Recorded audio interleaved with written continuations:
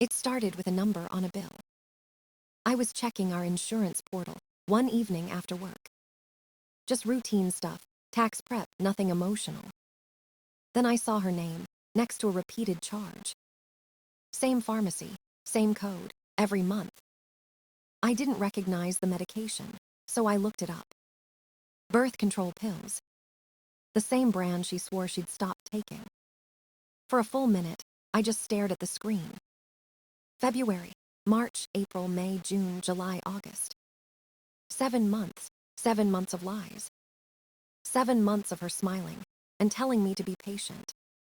7 months of me holding on to hope while she swallowed deceit. I felt the room shrink around me. Every sound became distant, dull, unreal. I wanted to confront her right then. But something inside me froze. If she could hide this so easily, what else was she hiding? I closed the laptop and sat in silence. The person I thought I knew had become a stranger. That night, she came home late from work drinks. I watched her move through the apartment like everything was normal. She kissed my cheek, asked about dinner, laughed about her day. I looked at her and saw a perfect actress. Every word, every touch felt rehearsed. I couldn't eat, I couldn't sleep. My mind kept replaying the lie in slow motion. Each refill was a betrayal stamped in digital ink. By morning, anger had hardened into calculation. I worked in logistics. I knew systems, patterns, and how to find weak points. This wasn't about emotion anymore. It was about truth. I started watching her carefully. She took her phone everywhere, never left it on the table. She got new clothes, more makeup, perfume I hadn't smelled before. She joined a gym she barely mentioned. At first, I thought she was just changing her lifestyle. Now I saw it for what it was, preparation. She was preparing for someone else. Every smile she gave me was practice for another man. Every night she turned away was a cover for another story. The hardest part was pretending I didn't know. Pretending to sleep when she texted in the dark. Pretending to believe the late nights, the new meetings, the stress. But I needed proof, not suspicion. Because once I acted, there would be no going back. I checked our shared phone plan. Her call logs were full of a number I didn't recognize.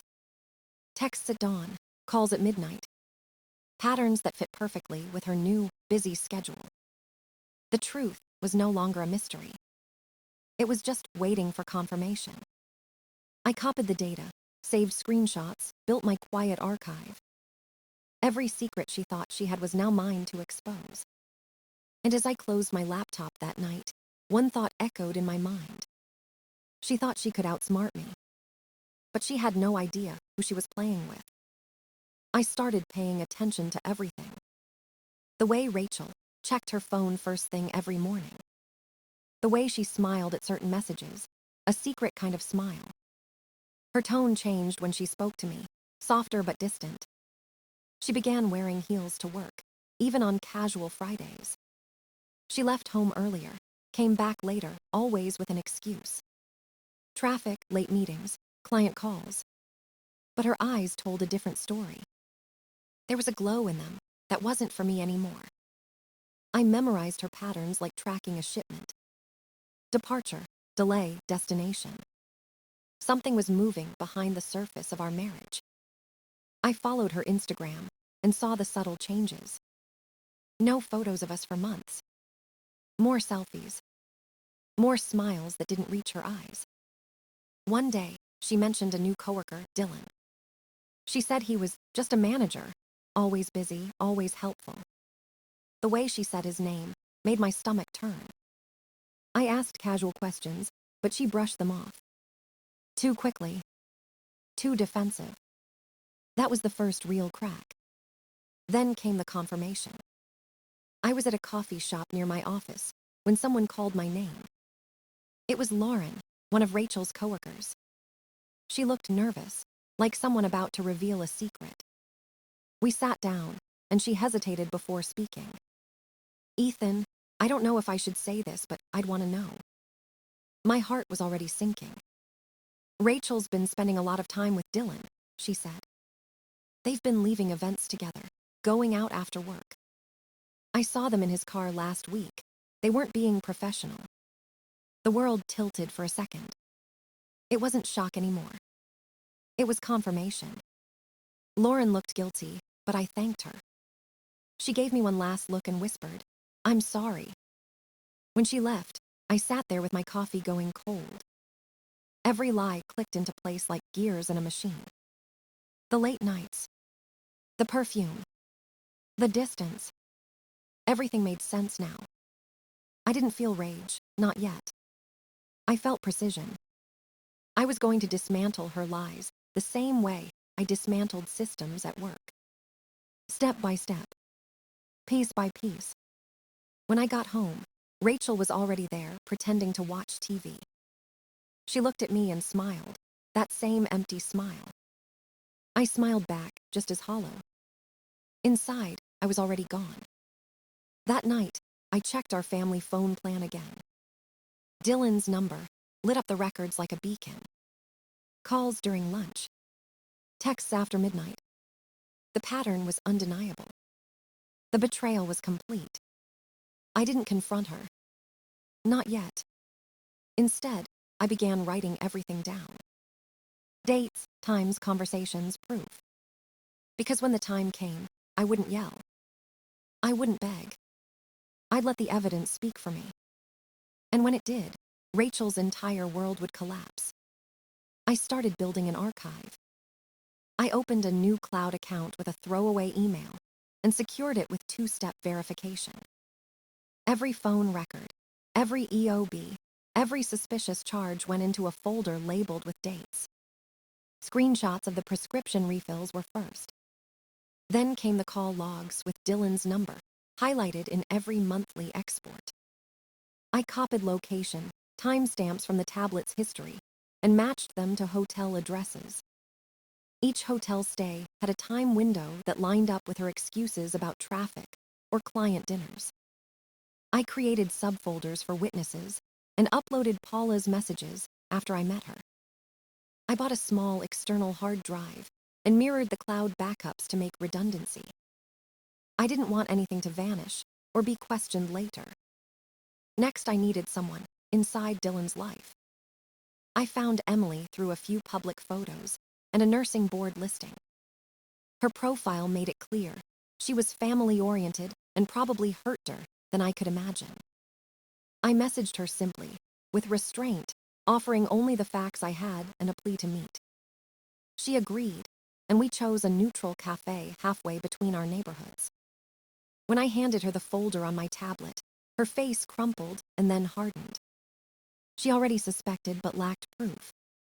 We compared timelines, and she filled in gaps about Dylan's schedule and habits. She told me things I couldn't have discovered from billing codes alone. With Emily on board, we became deliberate. She installed monitoring software on the family computer she legitimately used, which made sense legally and practically. That access revealed emails, calendar invites, and drafts that Dylan had saved carelessly. There were confirmations of hotel bookings and explicit messages saved in his drafts. One draft was a resignation letter intended to coincide with our fallout. Another was a note about moving to a new city together.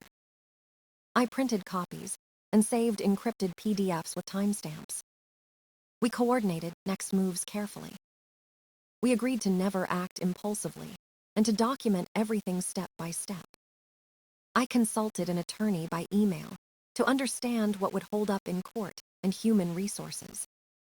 The lawyer recommended preserving metadata and keeping communications in their original formats. I followed that advice and kept raw exports alongside screenshots. I also set up a discrete journal on a work laptop to log every lie and every contradicting piece of evidence. Each entry had a date, a claimed excuse, and the evidence that disproved it. That journal grew quickly. It became a map of deception that I could present without drama. We planned the confrontation for a Friday night when Emily could claim she was home with the kids. I wanted it clean. No shouting. No violence. Just undeniable proof and a demand for accountability. I made backup copies of everything and sent encrypted packages to the lawyer, and to HR contacts I identified through LinkedIn research. When I finally looked at the pile of files, I felt oddly detached. The narrative of betrayal was complete, documented in black and white. What remained was execution. And I was ready to pull the trigger on a plan that would leave no room for lies. Friday came faster than I expected. Rachel told me she had a late client dinner across town. The tablet location pinged from Dylan's address just before sunset. Emily had already sent her kids to her parents for the weekend. We met outside the house, both silent, both trembling for different reasons. She looked at me and said, "Let's end this." She unlocked the door with her key, and we walked in together. The sound of laughter came from the living room. Rachel and Dylan were on the couch, a movie playing softly in the background. The moment they saw us, the color drained from their faces. Dylan stammered something useless, and Rachel froze, her mouth half open. Emily lifted her phone, screen glowing with messages between them. "Still want to pretend it's not what it looks like?" she asked. The silence was heavy enough to break bones. Rachel stood up, tears already forming, whispering my name like a plea. I didn't answer. I just stared at her until she stopped talking. Emily moved around the room methodically, collecting Dylan's phone and laptop. He tried to protest, but she shut him down with one glare. "This is over," she said. Rachel reached for me, saying she was sorry, that she didn't mean for it to happen. I laughed quietly. "Didn't mean it. You scheduled hotels, you lied every day." She cried harder, shaking, trying to reach for my hand. I stepped back. "There's nothing left to save," I said. She begged to talk at home, to explain everything later. "There is no home," I told her. Her face twisted into disbelief, then fear. Emily pulled out printed screenshots of their messages and tossed them on the table. The papers fanned out like confetti made of shame. Dylan buried his face in his hands, whispering curses under his breath. Rachel looked at him, desperate for comfort, but he didn't look back. I took out my phone and showed her the files. Birth control refills, call logs, locations. Every lie, every day, all documented. Her mouth opened, but no sound came out. I told her she'd sign the divorce papers and an infidelity admission. She nodded weakly, too broken to argue. Emily called her lawyer on speaker, already starting the divorce process. Dylan's panic grew with every word. He begged her not to go to HR. She smiled coldly. "You should have thought about that before."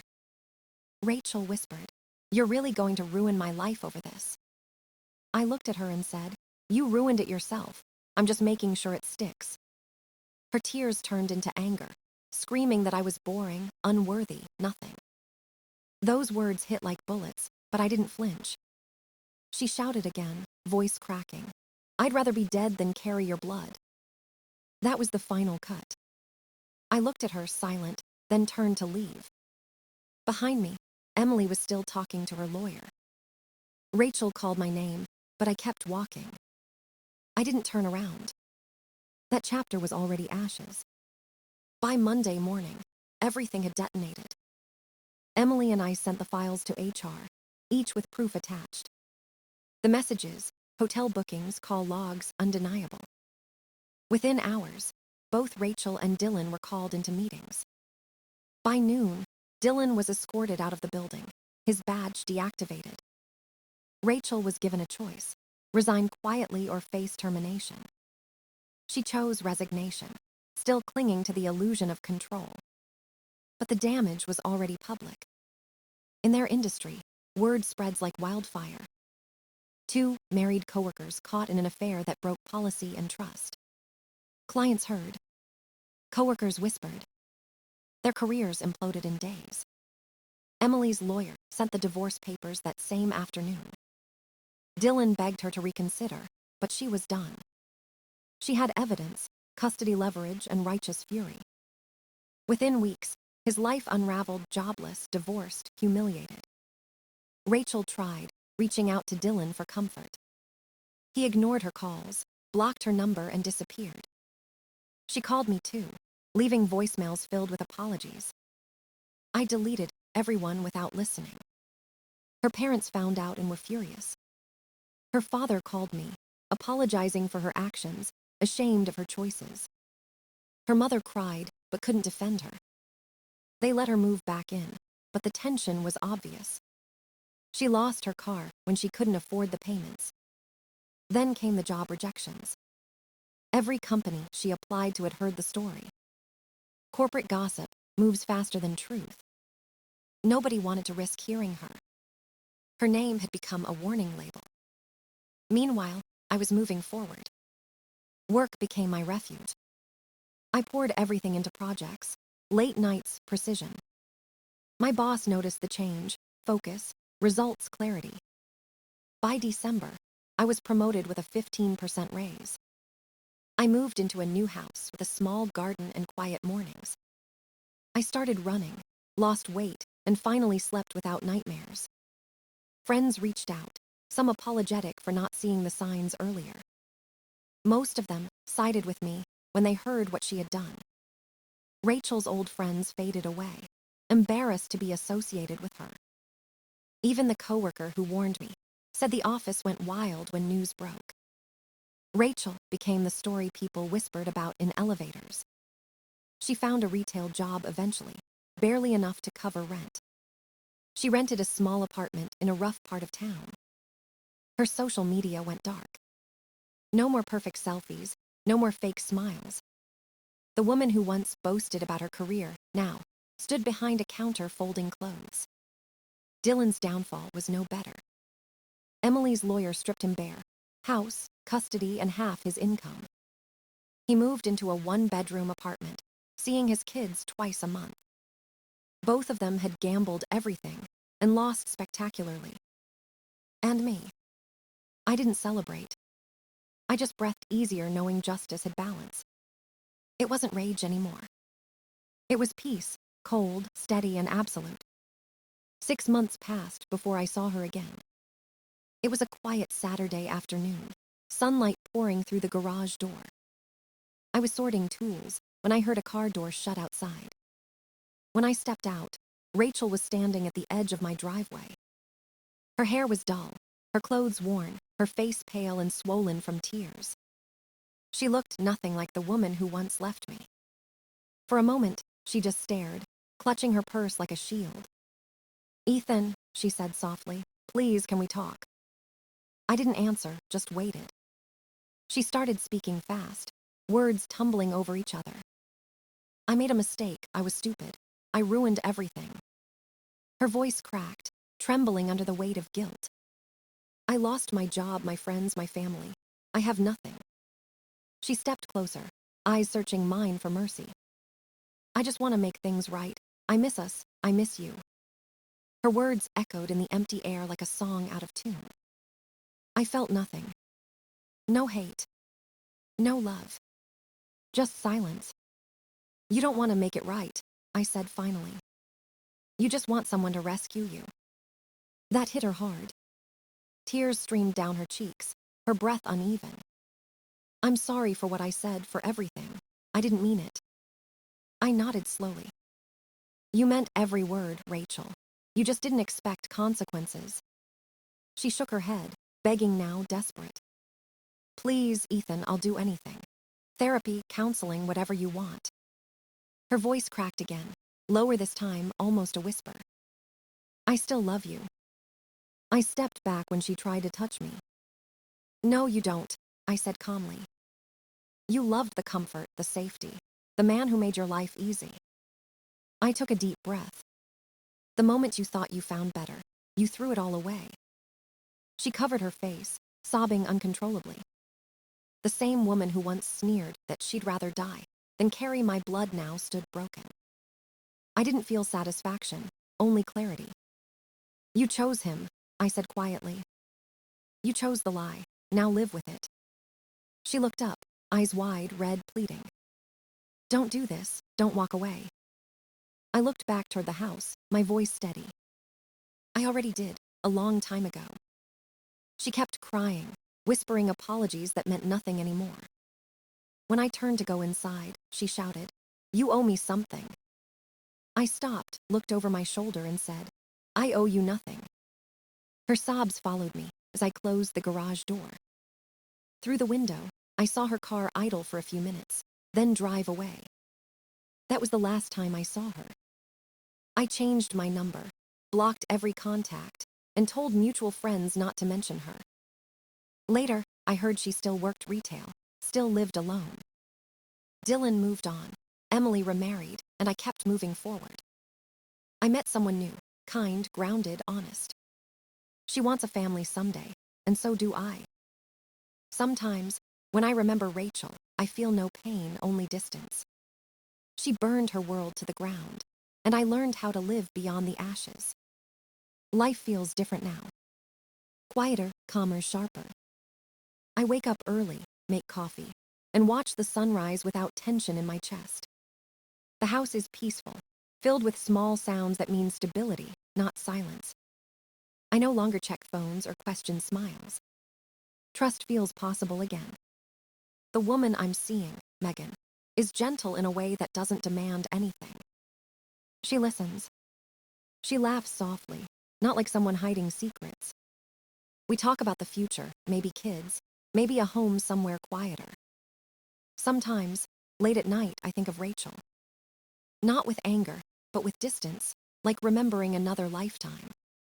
She taught me what love without truth becomes, a performance that collapses. I don't wish her pain anymore. She's living her consequence, and I'm living my peace. The revenge wasn't the destruction, it was the recovery. To stand again, calm, unbroken, stronger than before. She once said she'd rather die than carry my blood.